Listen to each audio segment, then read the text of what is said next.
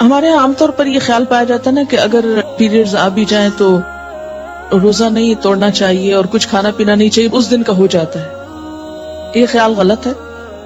دوسرا یہ کہ یہ کہا جاتا ہے کہ چلیں اگر نہیں کھائے پیئیں گے تو روزے کا ثواب مل جائے گا. ایسی بھی کوئی بات کہیں نہیں لکھی ہوئی. جب روزہ ہوا ہی نہیں تو ثواب کا ملا؟ ناپاک حالت میں روزہ رکھنے کا یہ ثواب ہے، الٹا گناہ ہے. یعنی ناپاکی میں کس نے روزہ رکھنے کو کہا؟ اور جب روزہ ہی نہیں تو کھانا پینا کیوں حرام کر لیا اپنے اوپر؟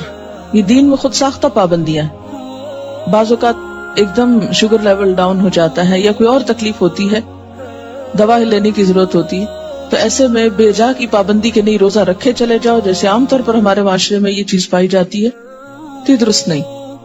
عن ابی سعید الخدری رضی اللہ عنہ قال قال النبی صلی اللہ علیہ وسلم الیس اذا حادت لم تصلی ولم تصم فذلك من نقصان دینها رواہ البخاری. حضرت ابو سعید خدری رضی اللہ عنہ کہتے ہیں کہ نبی اکرم صلی اللہ علیہ وسلم نے فرمایا، کیا ایسا نہیں کہ جب عورت کو حیض آئے تو نہ نماز پڑھ سکتی ہے نہ روزہ رکھ سکتی ہے؟ عورتوں کے دین میں کمی کی یہی وجہ ہے. اسے بخاری نے روایت کیا ہے. یعنی بہرحال جب نماز نہیں پڑھیں گے تو اس کا ثواب تو نہیں نا.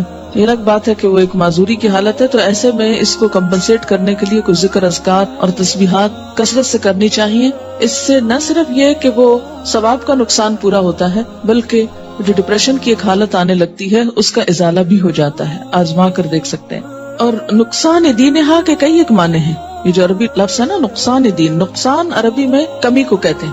قرآن پاک میں آپ نے پڑھا نا وَلَنَبْلُوَنَّكُمْ بِشَيْءٍ مِّنَ الْجُوعِ وَنَقْصٍ مِّنَ الْأَمْوَالِ. نقص اردو میں کہتے ہیں خرابی کو. ٹھیک ہے، یہ میں اس لیے یہاں پر واضح کرنا چاہتی ہوں کیونکہ بہت سے لوگ جو ان الفاظ کا صحیح معنی اور روح نہیں سمجھتے، وہ بسا اوقات عورتوں کو پرووک کرتے ہیں یہ کہہ کر دیکھو اسلام نے تمہارے ساتھ کیسی زیادتی کی، اور اسلام میں تو عورت کو کوئی حیثیت ہی نہیں دی گئی، اس کے دین میں بھی نقص بتایا گیا. تو نقص اور نقصان کمی کے لیے ہے، کسی عیب اور خرابی کے لیے نہیں. اب آپ دیکھیے کہ نماز میں تو کمی ہوتی ہے لیکن اس وقت میں جو تکلیف کی اذیت کی کیفیت ہوتی ہے اس کا صلہ بھی ملتا ہے کیونکہ اللہ تعالیٰ نے لکھ دیا ہے نا. یہ تو جو چیز اللہ تعالیٰ کی طرف سے آتی ہے اس پر انسان صبر کرے. جیسے بازو کو پین بہت ہے یا کوئی اور ایسی کیفیت ہے تو یہ ایسے حالات میں صبر کرنا جو ہے وہ اجر کا سبب ہے. اگر ادھر سے کمی ہوئی تو ادھر سے بڑھ بھی گیا اجر. ٹھیک ہے.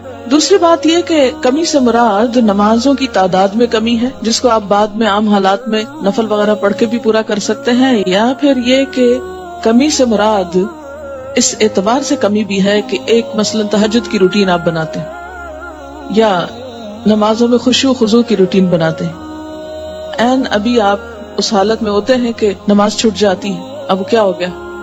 نہ صرف یہ کہ وہ چند دن نمازوں کی کمی ہوئی بلکہ دوبارہ ایک اچھی حالت میں آنے کے لیے، دوبارہ سے نئی عادت بنانے کے لیے پھر ایک مشکل پڑ جاتی.